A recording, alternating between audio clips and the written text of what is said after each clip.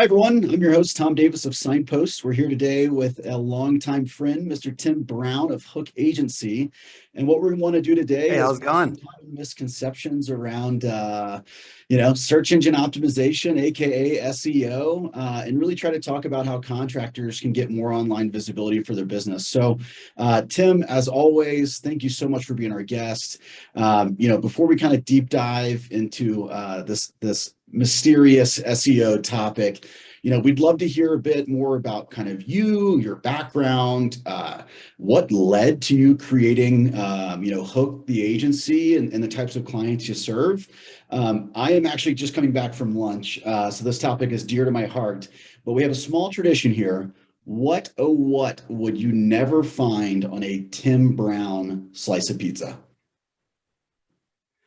Yeah, I'm assuming you want controversy on this, so I thought I'd go with one that's near and dear, at least to my wife's heart, which is goat cheese. And in general, I want to go after the idea of flatbreads. Okay. What is a flatbread really? A flatbread, I think it's just a weak pizza. I think That's that, it.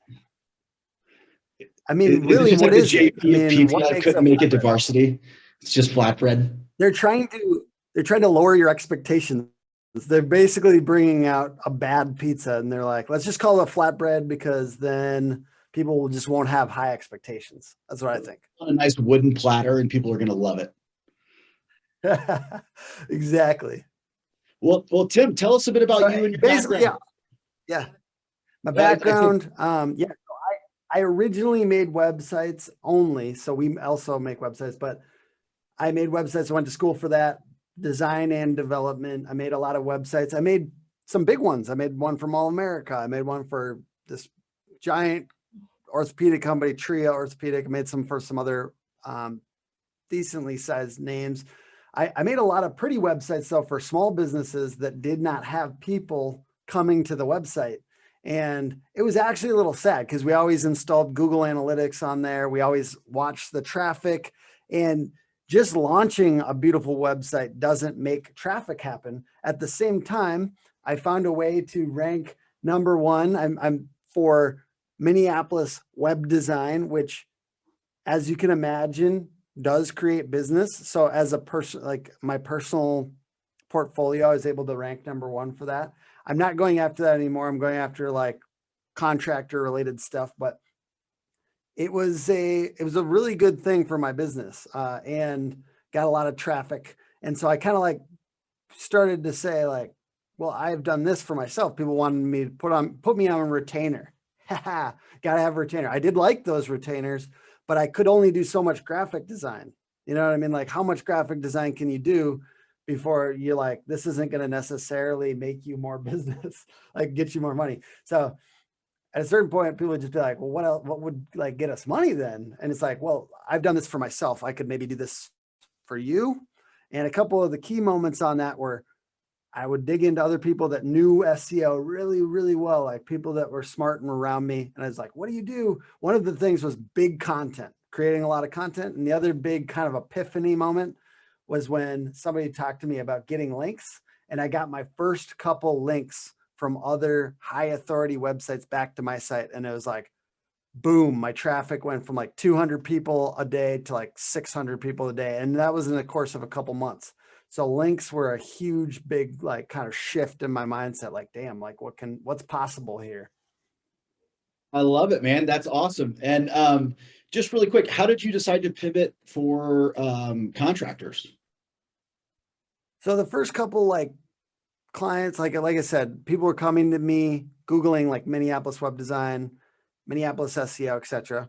I a lot of them just happened to be contractors. Like I had like a pavement company, I had remodeling company, I had a roofer, and they were my favorite clients. And they also didn't mind paying for the service because they knew it would make them money. So people that it would make money, people that I knew I could help, and people I liked working with. And those tended to be contractors more often than, a representative sample, so to speak. All right, fair enough. Well, let's go ahead and jump into it, man. We're here to talk about, online visibility and how SEO and kind of customer reviews can all help you get to the top of that Google search result. But it seems that a lot of business owners generally know that getting that online visibility is essential to growing their business. But from what we kind of understand as the not experts like you are, that there can be a number of misconceptions about how to boost the visibility for those websites. So here's kind of what we're thinking. Like, can you walk us through maybe what are 5 top myths about SEO and customer reviews, and then we can kind of deep dive into them? Yeah, absolutely. So number one, getting your website optimized should be the main goal, just the website. 2, SEO is a one-time process. 3, SEO is a complicated black box and it's too hard to understand. And then 4, customer reviews are a nice to have feature on your website. And then number 5, it's hard to measure the success of generating online leads. All right. Well, I appreciate you taking us through those at a high level. Kind of before we drill down in these myths, we kind of wanted to get some background in business context. So in the past, for contractors who wanted to generate new leads, it used to be all about putting up, signs on the job site, renting billboards, word of mouth referrals. How has that evolved today? What are you seeing in the industry?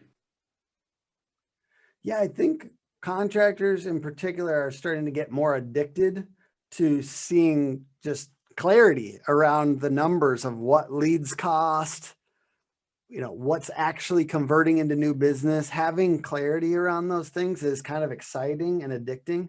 I still am a big fan of signs on the job site, truck wraps, some local event stuff, but it's evolved in that really people are trusting the internet more than their friends at some points. It's actually, a friend just tells you who they know. The internet tells you how many 5-star reviews they have, and how many 5-star reviews they have says a lot more than just who your friend knows. So actually there's stats around this, like people are more likely to trust the reviews than they are a friend, which is crazy. And it does matter. It does matter that people are Googling all of this stuff, and they're not just researching, they're making purchase decisions, basically. Yeah, it's so interesting you say that because, for people that have been following along in the video series, I've mentioned this before, right? I grew up in a landscaping business, and dad was very much so the old school word of mouth person. But for people that are maybe first time home buyers, kind of younger generation, to your point, like they are maybe getting that referral from a friend, but they're going to go online and do their homework. So, what does that kind of search process generally look like based on how you see it come through from the agency perspective? Mm-hmm. So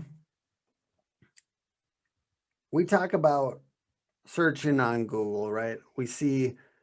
I always search a lot on Google personally. Like I often, like I wake up in the morning and Google key things that I care about, that I want to rank for personally, and client stuff too. Like I'm always looking at that page, and it's not just the organic listing that we're talking about today. It's everything. It's that Google local services thing that's right at the top, right underneath the search bar. It's the map area that is a little bit kind of wilder sometimes, and reviews matter a lot there. It's the paid ads section, as much as we love to hate it sometimes as business owners, especially when a competitor is bidding for your own name. That's annoying, right?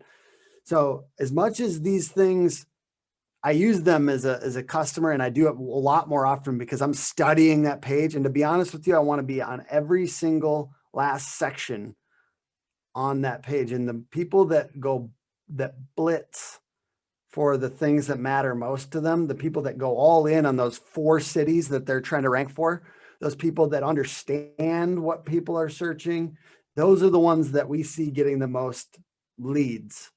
And it's wild how many leads you can get if you dominate that search page, and not just the organic listing, although that's the main thing that we're talking about today. Are you seeing people, I mean, are you finding now, again, just based on the behaviors that you're seeing, are you seeing that everyone is staying to a Google, a Bing, a Yahoo search, or whatever the top search programs are now?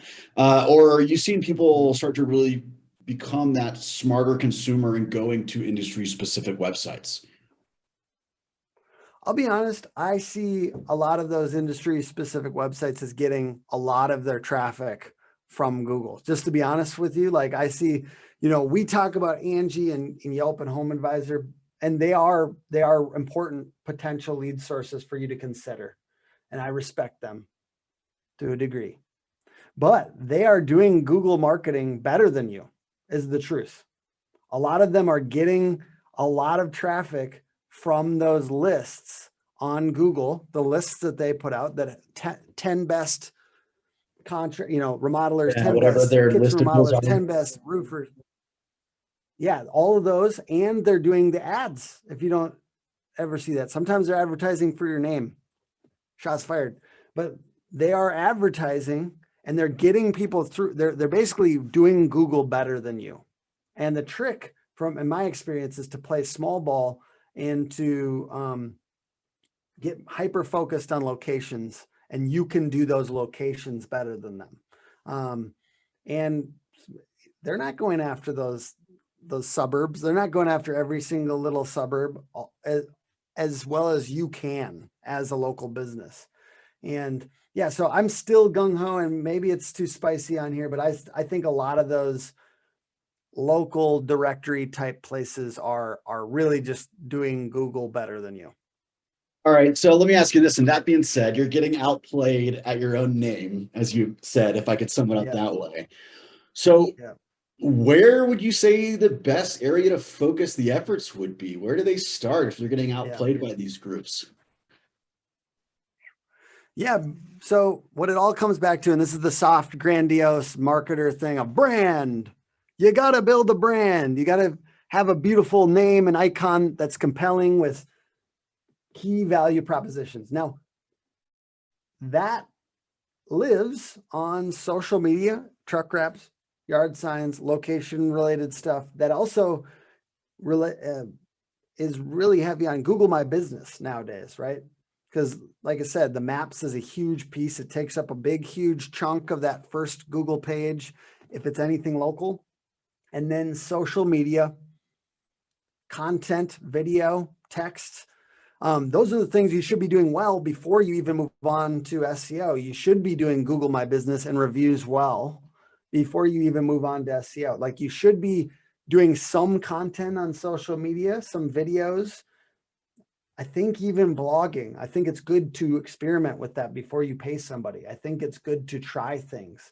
I think it's good to think of yourself a little bit as a media company, even if you're just a landscaper, a roofer, a remodeler, whatever you happen to be. I think you should think of yourself a little bit as a media company. And that does include video, but it doesn't just mean commercials. It means how-to videos. It means stuff that's actually useful to people. You are the local expert.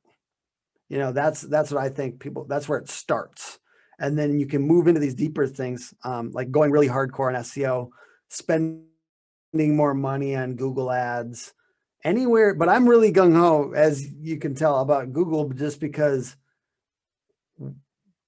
you want to hit them when they're looking for you. So as much Facebook ads as you want to put out, but when it comes down to it, when they look, when they're actually looking, when they say, oh, I got to do that today, and they search a couple companies, that's the moment. It's the moment. It's intent based. What is the intent? The intent when you get onto Google is to find something. When you get onto Facebook, the intent is to be entertained or to get into a fight with your, husband's, cousin, whatever it happens to be. But it's a different intent. It's not to hire a local service provider, I know what you mean. You should see me on nextdoor.com. I get real feisty on there, man. Yeah. All right. So you're talking about like, you said like kind of thinking like a media company. I'm actually really glad you called that out because, I'm based here in Denver. You're up in Minneapolis area. We've got to blow out our sprinklers. I'm the DIY type. So like I've been actually on a lot of local landscaping websites, watching their videos, reading their tutorials and their how-to. But I was a little too scared to potentially ruin the sprinkler system. So like I've got a guy coming over this evening to just go ahead and knock it out. But I found him because I was trying to do it myself. Recognize that he's the local expert. So I'm just going to go ahead and have him come do it versus me goofing something up. So I'm really glad that you called that out because that took place about 48 hours ago. So it's spot on, man. So, all right, let me ask this. You're talking content. All right, let's break down the big bad SEO, right? How does search engine optimization come into play when people are thinking about boosting the online visibility, right? Like, how do you break it down for somebody that's not a marketer? SEO to me is three fundamental components. It's the technical side that we're all scared of, right? I think part of that we can go into in a second, but the two ones that are really easy to, or a little bit easier to understand is content. You need a lot of content on your website. What does that look like? It could be a blog post that answers a question that people keep asking in your sales process. That could be a great start to just create a 700-word article about that topic. Sometimes you're writing a long email to somebody that asked a good question and it's a prospect and you want to close that deal. So you're like giving them the full answer and you're kind of breaking it down in nuances. Put that in a note on your phone and then turn it into a blog post later or something, like those are great opportunities when it's a real prospect's problem. And the last one is linking, getting links back to your website from other websites around the internet. Hey, one great way to do that is get on podcasts, I hear. Another way to do that is a website called Help a Reporter Out. This is something anyone can do. They can go on there and reporters are asking questions of all different, I've gotten a link from like AmericanExpress.com. I've gotten a link from basically big websites is what I'm trying to say. A lot of big websites, Reader's Digest. We got one for a remodeler on Reader's Digest. But the idea is like, they're just asking for expertise and you can give them expertise from your perspective. That's a great way. And they link back to you. And there's local directory listings is the one thing that like all SEO companies do. That's their linking activity. It's their only linking activity a lot of times, unfortunately. But like ultimately that is a good one to start with, local directory listings. So let's say 100 directories, or just Google local directory listings and you can like buy this as a service, or you can go out and create them yourself. You just want to make sure that all the information is super consistent. So that creates a link on another website back to your website. That's a huge thing. So linking, content, and the technical thing isn't as complicated as you think, at least the basics. It's really about identifying the things that people are searching and including those things on the website and making sure that the pages on the website or the blog posts on the website have that content on them. And like the obvious is like meta titles and descriptions. That's just like the little blue text that you'd see on Google results pages. That's a meta title. So those are it's not even that complicated. Squarespace allows you to do it. I'm sure GoDaddy Builder allows you to do it. I'm sure like WordPress sites all allow you to do this stuff. So basically, if nothing else, doing those yourself in the meantime can really prep you later for like being helped by an SEO agency. And I want to always try, we're not going to go crazy into this, but I always want to try to help people as much as possible early on. So they start to see some leads and then they decide, I want to crank that up. I want to partner to crank that up. So I'm always trying to encourage people to dive in a little bit and get started with this even early in their business. Love it, man. That's awesome. So Appreciate you kind of breaking down what SEO is, but we're here to really kind of talk about some myths. So you read kind Yeah. of 5 myths earlier that we were going to break down. So let's talk about this first one. You said, number one, you listed as is, getting your website quote optimized should be the main goal. Like it sounds like obviously your website can be a huge presence on the web, but it's not really the only place to focus on. So could you kind of walk us through what you mean by uh, optimization is a big myth?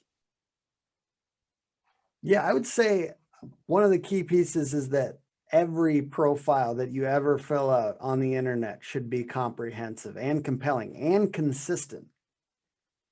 So we talk about Google My Business. Hey, fill out everything on your Facebook page. Make sure it's clear what you do. Make sure your categories are correct. Make sure if you're on Angie that all of the information is there and consistent and correct. Make sure, hey, I love Glassdoor. Make sure you're getting reviews on Glassdoor too. Make sure anything on that first results page, that first page of Google is looking good. Just Google your name right now. If you haven't done it in a while, Google your name. What else is on there? Make sure all of those profiles all around the internet are filled out completely, because there is a lot of people that kind of just barely fill them out, and it actually can negatively affect the way people see your company, and it negatively affects your visibility on those platforms. So I'd say, and the other piece is off-page SEO. Like we were talking about with links, they call that off-page SEO. That's not just the website having all the technical things correct. That's also getting links back from other places on the internet, including these local directory listings and places like Angie and Facebook. So when you're talking about that piece, like, would you say that it's safe to say it's just like a general great pro tip for people that are going to kind of start rolling up their sleeves for this? Is to maybe say, okay, your website is the bucket of truth. And then as you're filling out the other sites, they are reflecting the same information, hours of operation, websites, phone numbers. It's all consistent across the board so that it's all singular truth and you're not recreating the wheel every time you fill out a new thing. Is that a pretty safe place to start? That's a safe place to start, and it's a really important point, because you actually can be penalized and negatively affected if you have, let's say, even John's Remodeling Inc. on your website, and then on other directories it says John's Remodeling or John's Remodeling and Roofing. Like ultimately it has to be accurate. Like it has to be consistent for Google's algorithm, because Google is crawling stuff and it's looking for clarity. It wants clarity, and it wants to be able to say one thing and then know it's true. I mean, I'm personifying Google's algorithm, but that's what it's looking for. And people that have different information all over, it hurts them. You could put a couple of different paragraphs, but the name, address, and phone number on every single one have to be solid. And anything that's on that first page of Google that shows reviews should be looking good. Maybe it doesn't need to be 5 stars. Maybe it could be 4.9. All right, fair enough, man. So one of the things that you talked about earlier as well is that people often think that we just do SEO work one time and we call it a day, but it sounds like that it's really kind of a living, breathing process. Yeah. Yeah, absolutely. It's about habits. Like putting out content regularly is a habit. Being involved with other places in the community and media, etc., like being on podcasts or pitching the media or whatever, gets links back to you. That's a habit. Keeping it to be a habit. And one of the most illuminating things I heard on this topic was actually about reputation management, not SEO. And it was a very good book. I think it was called So You've Been Publicly Shamed by John Ronson. It's ridiculously good. And it's about this modern like outrage thing wherever like people publicly shame other people. And it ends up being like more judgment maybe than was actually like absolutely necessary to like give that person an adequate punishment. But anyways, the point is he talks about this reputation management company that talks about like what they have to do. And he was saying they have to do a wave, let's say, of the first like 3 months to push up articles that are not related to that negative story about an individual. In this case, it's individuals. And then they have to come back later, 6 months later or whatever, and do another push because Google's algorithm, it sees consistency. It sees consistency. So that's in the case of reputation management, but the same applies to small businesses that they need to be able to think about. Maybe you don't have to think about it monthly. I don't know. Like we sell monthly services, but maybe you don't need to think about it monthly, but do pushes twice a year or something. Do something that's more like a push because it's kind of just, you're up against competitors that are trying to do it once and drop it. And then other competitors are going to be pretty consistent. So it kind of comes down to how competitive it is in your area too. Like if you're trying to rank in Chicago, you're going to need consistent monthly effort. Yeah. And most cities nowadays, anything decent size, mid-market cities, if you're anywhere close to page 1, those people are doing monthly stuff every month for their SEO. All right, good to know. This one is my favorite one. Number 3 that you wrote out is, it's a complicated black box. It's too hard to understand. Can you walk us through this myth? I mean, you were able to kind of clearly break it down as 3 main core components, but would love to kind of hear you go a little bit deeper on this one. Yeah, if you did this content thing, if you really answered questions that people asked on a regular basis, let's say 4 or 5 times a month, you answered a question on your blog. You put out new pages on your website for sub-services or niches. And you did 2 things. You podcasted on different people's podcasts. You got out there and you pitched the media via that Haro thing I was talking about. If you did those things, yes, they require effort, but they're not that complicated. And if you did them, you will rank. You will rank and it will be like not even close. You will win by a lot, unless you're in like a super, super competitive market. So I think sometimes marketing agencies and consultants want you to believe that SEO is hard because they need that monthly retainer from you. They want you dependent on them, and they don't want to have to break down everything that they're doing. You know, I'm not saying that you got to like hammer them and be like, what is it exactly like, but you should know the general like effort that's going out on your behalf every month. And from my point of view, it's really good to understand those basics because it is hard in today's day and age to rank on Google. It's not easy. It's just somewhat simple. The kinds of activities that you need to do, they're fairly simple. You need to get links.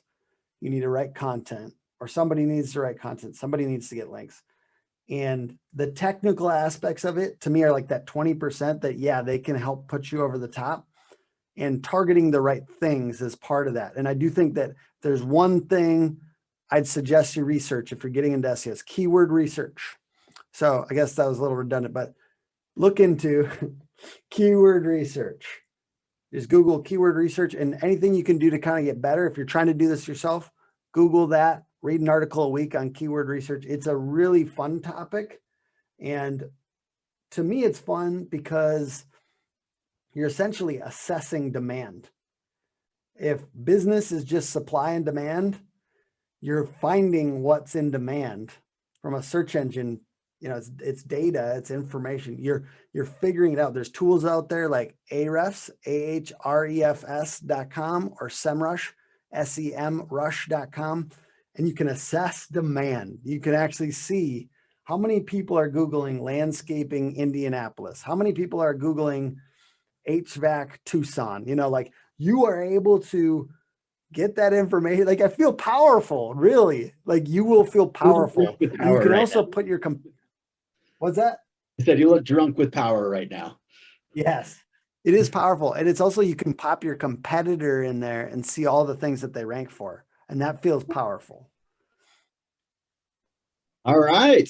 So really it boils down to, I'm going to way oversimplify this, but do it. I'm sorry, I go too complicated. No, you're good, but it's consistent effort over time. You don't have Yeah. to reinvent the wheel every time, but just maybe an hour a month, an hour a week, whatever it is that your schedule allows for, to do a little bit of extra homework to make sure, to your point, you're writing, maybe you have an FAQ page on your website, and maybe once a month you do a little bit longer blog post about one of those commonly asked questions, so people see you as a subject matter expert. Just something like that, little tidbits over time. You don't have to do it all at once, but just good, consistent effort along the way. And add good images and videos and a little bit more text on each of the key service pages. For instance, like that's another place to kind of spend your time, is to add more content, a little bit more comprehensive content on each of the key services that you're trying to rank for. Sounds good, man. So one of the things that you also mentioned earlier in the call is about, customer reviews are kind of nice to have features on the website. But kind of what you mentioned around how a lot of stuff is going online, from the word of mouth to the online research, like those customer reviews are really help drive visibility once your buddy has given you the recommendation and referral, right? Oh yeah. And they are going to just look at the other results besides your website, but we do website design as well. And reviews are the number one thing that we're working on to make sure there's good reviews, because then we can feature those and making them prominent on the website. And oftentimes I like the 1-2 punch of like badges, reviews, and then the form, kind of putting those close to each other. So there's like this trust. As you're helping them trust you, you're asking, take the next step. So I think people could get better about making sure that those are on every selling page on your website for sure. All right, that's good enough. That's killer. And then you mentioned badges. What kind of badge? Yeah, so if you've gotten any awards, that's one place. Even BBB, I know that contractors know it's not, like they're paying to be on it, but it does kind of carry weight for a lot of homeowners. It's not everyone knows that it's, not in like 100%, like, I don't know. We kind of know as business owners that it's pay to play kind of, but as a But it helps. homeowner, most people don't know that. Got it. Any reviews, like let's say if you got like I think they're probably changing it now, but the Angie's List Super Service Awards, just like even like a Google with the 5-star or 4.8 or 4.9 or whatever it happens to be on there. Don't put it on there if it's a 2.3, but you know what I'm saying? Like if you got high reviews on these key platforms, using those, like turning them into almost like something that feels branded, but says that actually has the logo of the places those were reviewed. And then another one is manufacturers for key materials that you use a lot of times. They often will give like different certifications, and that's part of it. And then, so those are the kind of badges I'm talking about. Awesome. That's great to know. And then lastly here, as we get to our fifth one, you wrote out that it's hard to measure the success of generating online leads. So how does a contractor say, I've done all this work, I've put together blog posts, I'm creating how-to videos, I'm trying to be that local area subject matter expert. How do they see how that investment's playing out? Yeah. I think it's easier to think about this at the beginning, like you're increasing the amount of referrals. It's hard to think about everything all the time as leads. This is going to increase leads. And I just say that because, hey, we get 50 leads a month, but it's hard to always trace exactly what did that back. You know what I mean? Like, I know that part of it is ranking on Google, and I know part of it is that we've gotten a lot of good referral partners and stuff like that, right? And I know that we've, have a good reputation and stuff like that, but it's hard to always get perfect attribution. And I'd say that that's not a myth. Perfect attribution is definitely very hard, but you can see with Google Analytics and or other platforms, how many leads you got. And like a lot of times you connect it to your CRM or whatever, you can see how many leads you got. That's the truth. It's just how exactly those are always coming in. I think it's almost better to think at the beginning, like I'm increasing referrals. If I'm putting content out on my website and sharing it on social media, the people that know me see it more and they remember to refer me, those types of things. It's just a good way to start mindset wise.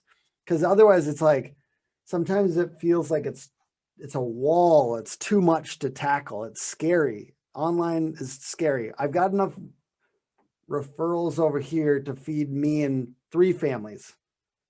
If I want to feed 15 families, or I want to make it to the next level of whatever I'm at, it would require tackling this big, difficult, hard thing of marketing and digital marketing. But start slow and just say, hey, I want to, instead of getting 5 leads a month on my website, I want to push it up to 10. If I've got 20, I'm going to push for 50, like having this kind of like a little bit more like, and if you've got 20 on your website, you're probably doing some digital marketing, to be honest. If you got that many referrals, that is impressive. But yeah, trying to push it up over time a little bit more and thinking about your social media marketing and your content is like increasing referrals. Because I think that's a little bit easier for people to kind of like understand sometimes. All this content stuff, videos, blog posts, social, it increases word of mouth advertising, which I agree, that is the best one. To me, referrals is the best. But you can increase that with content and you can increase your reputation. And then over time, then you start to see it happen. Like if you are tracking this stuff, you start to see, you can see in Google Analytics, if you're tracking conversions, which I do suggest people do, you essentially put in conversions and you can say the thank you page, just track that. Sorry, we can't get into that in this podcast probably, but to be able to track those, you can also say how many came from organic, how many came from paid, how many came from social. And then essentially it kind of like starts to like, oh, I see Google is actually putting a lot of money in my pocket. I'm going to feed the beast. That's basically what happens. Like people, but I do hope that people, if they haven't started yet, they don't get too intimidated because there is complicated stuff to do. If you want to master it, there's a lot you can do to get to that 80%. And the biggest is just content. Got it. So, I know we're kind of getting close to the end of the episode here, but just as you were saying, a little effort all the time goes a really, really long way, and a really great place to get started with that content creation is saying, what are those common questions that you're getting all the time during the sales process, and being able to create maybe a small video about it or that companion blog post, and really making sure that those pages maybe have, like you said, like your local suburb or town or area or service areas that you're working with, so that you're getting that subject matter expert on the website, you're including those key terms for the areas you service. And if you're consistently doing those great habits over time, you should hopefully see, as you said, that increase from maybe 5 to 10 leads or 10 to 20, and really making sure that you're putting in those best practices there. And look, try to make it fun too. I mean, content doesn't have to be just dry and corporate and, like just informational. Have fun, like this can be fun. And what would you want? That's my question. Like, what would you want if you were in this position? Those are always the best pieces of content I've ever done. It's stuff that I Googled for it. It wasn't there. I made it. All right. Right on, man. That sounds good. Well, Tim, this has been an excellent conversation, and really glad to have you on to kind of walk through, these SEO myths and really kind of breaking them down so they're not so scary. And hopefully these contractors can really start rolling up their sleeves and help get their businesses seen and heard more so online. As always, we appreciate you having on as our local expert. For those of you that are watching at home, if you want to learn more about Hook Agency and how they can help you kind of create more online visibility for your website, Check out the agency website. It's just hookagency.com. If you go to hookagency.com/blog, they've got a lot of really great content on there. Again, as Tim said, they try to break it down so it's not so intimidating. If you're ever curious about, continuous online digital marketing, driving and increasing your reviews, as Tim mentioned, that's really important. Give us a shout here at Signpost. Join us at signpost.com. And as always, hit the subscribe button. We're always excited to bring more and more subject matter experts on for you to learn from. And hopefully you can take these quick wins and apply them to your businesses.